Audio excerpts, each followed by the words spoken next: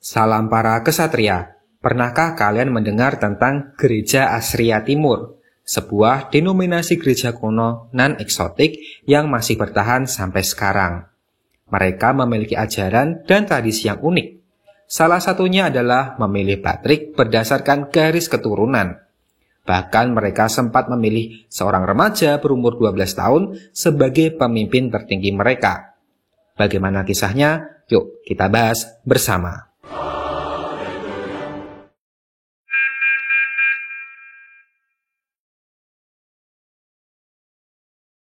Gereja Asria Timur merupakan sebuah denominasi gereja yang jarang terdengar namanya di Indonesia.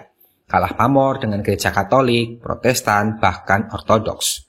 Tapi tahukah kalian, ada sebuah hipotesis yang menyebutkan sebenarnya gereja ini pernah ada di Indonesia di abad ke-7. Saya akan menjelaskan secara singkat tentang gereja ini. Gereja Asria Timur merupakan salah satu cabang dari Gereja Timur. Gereja ini berbeda dengan gereja ortodoks lainnya ya.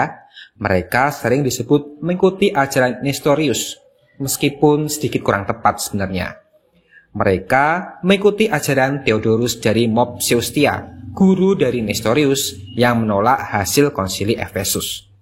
Dan ingat, jangan tertukar dengan ajaran Arius. Nah, umat Kristen yang menolak hasil konsili Efesus kemudian mengungsi ke bagian timur Kekaisaran Romawi, sehingga mereka dikenal sebagai Gereja Timur atau Church of the East. Gereja Timur berpusat di Seleukia Ktesiphon, sebuah kota kuno di Irak sekarang ini. Dalam perjalanan sejarahnya, Gereja Timur berkembang pesat mulai dari Mesopotamia, Cina, India, bahkan sampai Asia Tenggara. Dan nantinya mereka akan terpecah menjadi beberapa cabang. Yang di Mesopotamia, ada yang memilih bergabung dengan Gereja Katolik, membentuk Gereja Katolik Kaldea. Dan tetap ada yang mandiri, yaitu Gereja Asria Timur. Kemudian yang ada di India, mereka juga terpecah-pecah menjadi beberapa cabang. Sebagian bergabung dengan Gereja Katolik, ada yang tetap mempertahankan gereja asli, bahkan ada yang mengadopsi ajaran Gereja Protestan. Nah, untuk lebih jelasnya, kalian dapat menyaksikan dua video ini. Karena terisolasi dari perkembangan kekristenan di Barat, akhirnya mereka mengembangkan ajaran dan tradisi mereka sendiri. Antara lain, saat Ekaristi, mereka tidak memiliki rumusan kata-kata konsekrasi, seperti yang ada pada Gereja Katolik Roma, Ortodoks, Anglikan, bahkan Lutheran. Kemudian yang unik juga adalah mereka memilih Patrik berdasarkan garis keturunan. Biasanya turun dari kakak ke adik atau dari paman ke keponakan. Maka tidak heran jika ada remaja umur 12 tahun bisa terpilih menjadi pemimpin tertinggi Gereja Timur. Bagaimana tradisi ini dimulai? Jadi pada abad ke-15, Patrik Simon ke-14 Sidi mengatur agar suksesi tahta kepatrikan selalu berada di tangan keluarganya.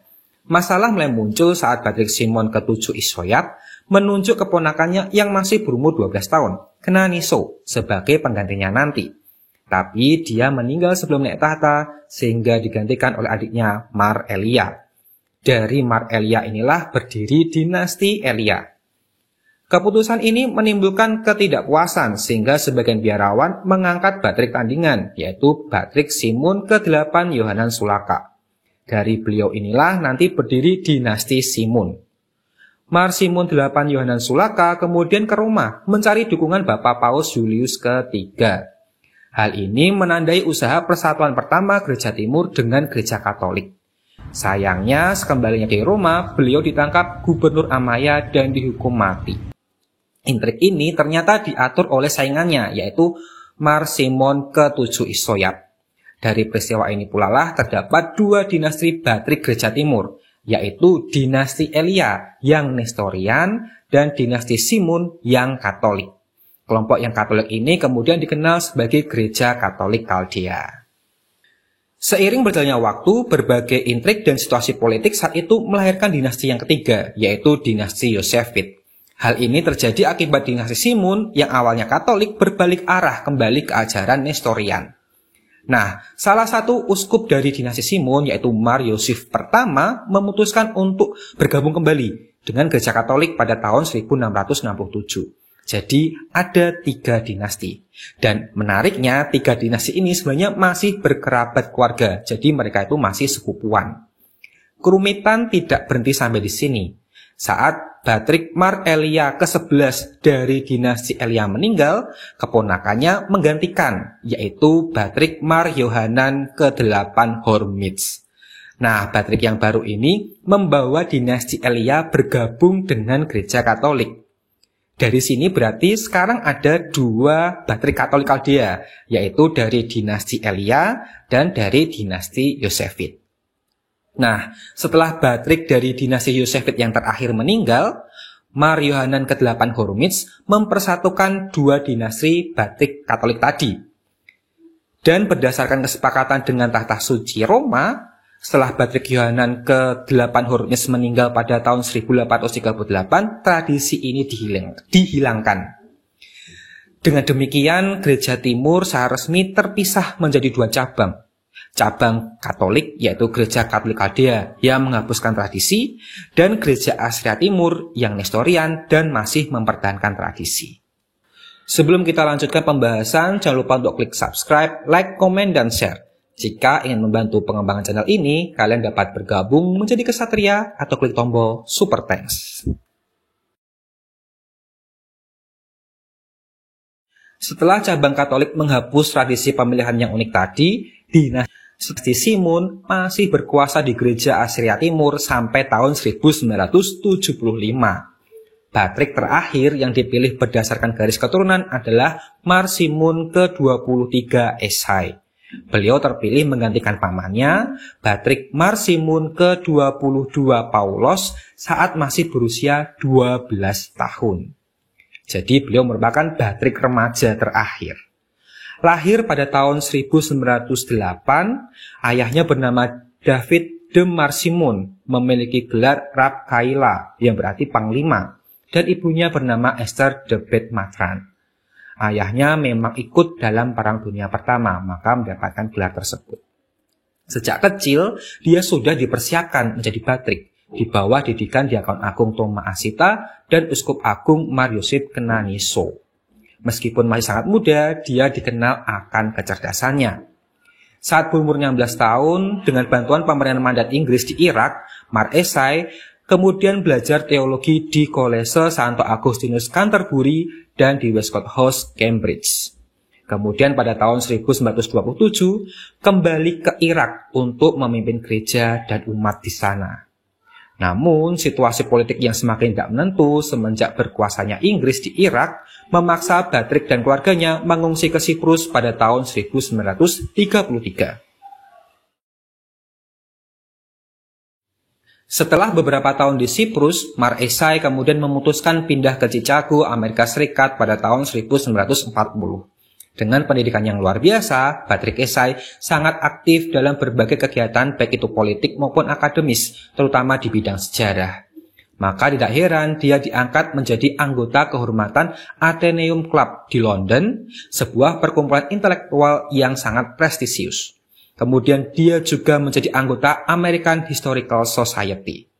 Pada tahun 1949, Mar Esai mendapatkan kewarganegaraan Amerika Serikat, di mana sebelumnya dia menyatakan agar bangsa Assyria sebagai bangsa yang berdiaspora loyal kepada negara yang ditempati saat ini. Hal ini tentu menimbulkan sedikit kekecewaan karena bangsa Assyria sebenarnya ingin mendirikan negara merdeka mereka sendiri. Lalu dia memindahkan tahta kebatrikannya secara efektif dari Irak ke Amerika Serikat. Pada tahun 1964 terjadi perpecahan dalam gereja Assyria Timur. Hal ini disebabkan keputusan Mar Esai yang mengadopsi kalender Gregorian menggantikan kalender Julian. Ditambah lagi adanya oposisi terhadap tradisi pemilihan kebatrikan berdasarkan garis keluarga. Gereja yang baru ini kemudian bernama Gereja Kuno Timur atau Ancient Church of the East, dipimpin oleh Mar Thoma Darmo. Pada tahun 1972, Mar Esai mengumumkan hal yang mengejutkan, yaitu keinginannya untuk mengundurkan diri sebagai Bathric dan berencana untuk menikah setahun mendatang. Dan ternyata memang pada tahun 1973, dia akhirnya menikah dengan Emama, seorang wanita keturunan Assyria yang tinggal di Kanada. Tentu hal ini sangat membingungkan umat, karena sebagai seorang Patrik seharusnya dia selalu berselibat. Namun sebelum Sinode Suci Gereja Asiria Timur memutuskan statusnya, pada tahun 1975, Mar Esai tewas ditembak oleh David Malek Ismail, seorang umat jemaatnya, dengan motif kecewa terhadap keputusan Sang Patrik dan juga ditambah motif-motif lainnya. Pada tahun 1976, Gereja Asiria Timur memilih Patrik baru mereka, yaitu Mar Dinka keempat, yang sebelumnya adalah Uskup Teheran, Iran. Dan beliau ini tidak memiliki jalinan kekerabatan dengan Mar Esai. Dengan demikian, tradisi memilih Patrik berdasarkan keturunan telah berakhir sepenuhnya. Nah, itu dia kisah Mar Simun ke-23 Esai, Patrik terakhir dari Gereja Asiria Timur yang dipilih berdasarkan garis keturunan.